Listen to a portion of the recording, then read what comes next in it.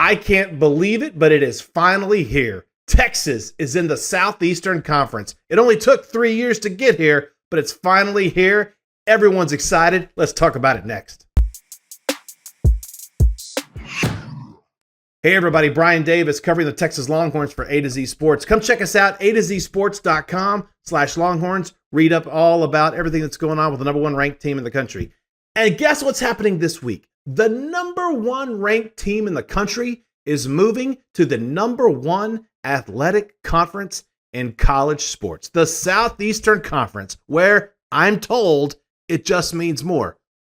Allegedly. We'll see. We'll see if it just means more. You know, I was at the Big 12 Media Day in 2021 when the word first broke. I still remember this just like it was yesterday, even though it wasn't just yesterday. Brent Zorneman of the Houston Chronicle had the initial tweet, broke the story. Hat tip to you, Brent Z, when you're watching this. But Brent was the one who initially broke the story that Texas and Oklahoma were looking to move to the Southeastern Conference.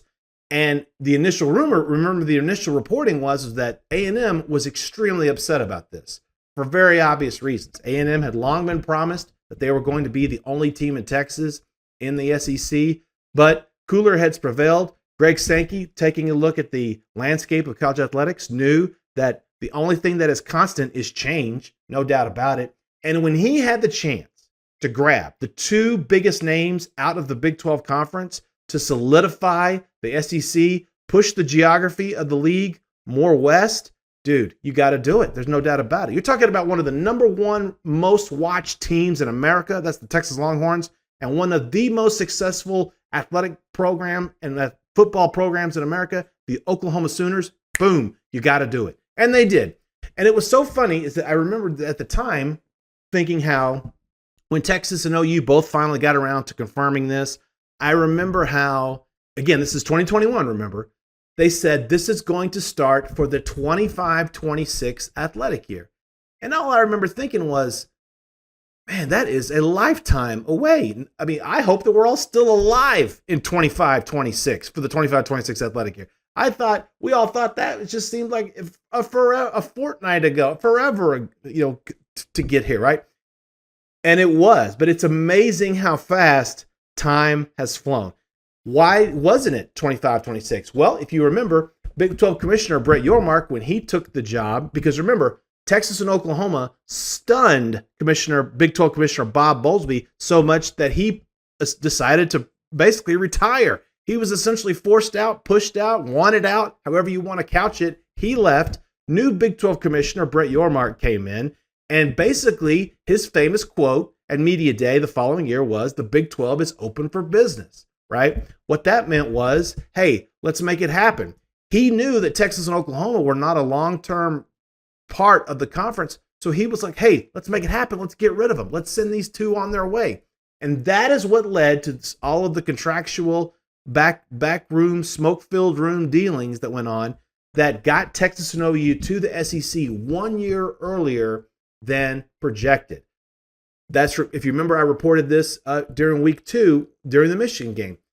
Texas was supposed to play at Michigan this year, right? But Fox would not sign off on the deal unless they flipped those games because Fox wanted to have a big noon kickoff game. And so Texas and Michigan flipped that because that game would have been on ESPN. Instead, Fox, they switched the home and home. They switched the networks. Fox got to carry that Texas-Michigan game. And it's funny how one single game of one single TV network held up what is going to ultimately be a multi-hundreds of $million deal, right? But it did, right? Anyway, Texas and Michigan got that figured out. Texas and Oklahoma got into the league 1 year earlier, right? Steve Sarkisian, the whole time that this is going on, has had to remake the roster and do it in a way that was suited for SEC play. Sark has talked about this numerous times. He talked about it again today when I asked him in the press conference. I asked him about it on Monday in Monday's press conference. Talk about all the things you've been doing, because remember, Sark got the job in January of 2021, right? Right after the new year started, right? They fired Tom Herman, hired Sark all in one day. Sark did not like the roster makeup at the time. Too many receivers, too many DBs, too many finesse guys. How do you get rid of that and bring on more linemen, more quote unquote big humans. Sark's favorite terminology, right? That's what he had to do. And when we asked Sark about that in the Monday press conference, hey, to talk about that part of the journey, and he actually said that it wasn't so much of trying to oh my gosh, now they're in the SEC. It's just that we have a plan. Let's start executing on it, right? You saw that they immediately went after Kelvin Banks Jr. Landing Kelvin Banks to be the projected starting left tackle was a huge land and just like they got Quinn Ewers and Arch Manning, landing Kelvin Banks brought other linemen as well. When you look at the development that Texas was able to do, how they developed Byron Murphy and Tavondre Sweat, other defensive tackles saw that. That brought other defensive tackles to the fold, to Austin as well, right? Everyone could see that after the 5-7 year, Sark's first year, 8 wins the next year, and then boom, finally last season, winning the Big 12 title, Quinn standing on the stage at the Big 12 championship with that crazy WWE style championship belt, right? Everyone could see that Texas was on the right path. Well, the reason is because, as Sark said Monday, he said, we weren't trying to build a team for the SEC. We just knew we had to build a team that could beat the SEC champion because that's how you win the national title, right? He knew that no matter what league Texas was in, they had to build a program that could beat a team that could win the SEC or at least knock off the SEC champ, right? You have to start with the first game, and that's going to be Saturday night. Texas, Mississippi State. I say Saturday night, Saturday afternoon, 3:15 is your kickoff time. It's going to be on SEC Network. That's another weird thing. No more LHN. No more Longhorn Network. All SEC Network all the time now.